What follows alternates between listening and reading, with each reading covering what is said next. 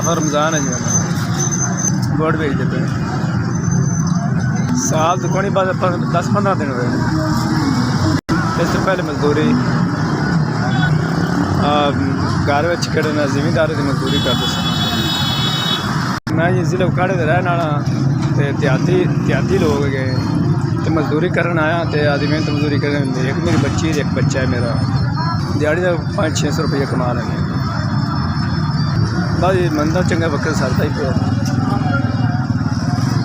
हालात बहुत माड़े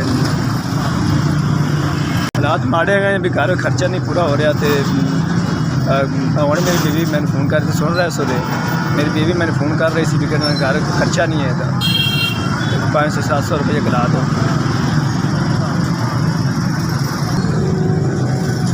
मैं ये मजदूरी कर रहा गुट सवा मेरे को मजदूरी नहीं होंगी थी तो बहुत मंदे हालात है इनके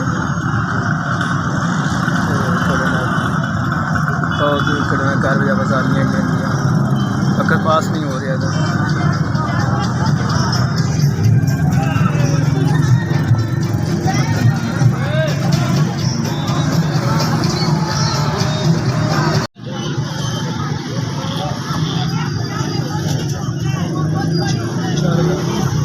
4000 माशाअल्लाह जी मैं बड़ा शुक्रगुजार हाँ। अल्लाह ताला दोनों तंदुरुस्ती देवे तो रब ताला दोनों परेशानी दूर फरमाए।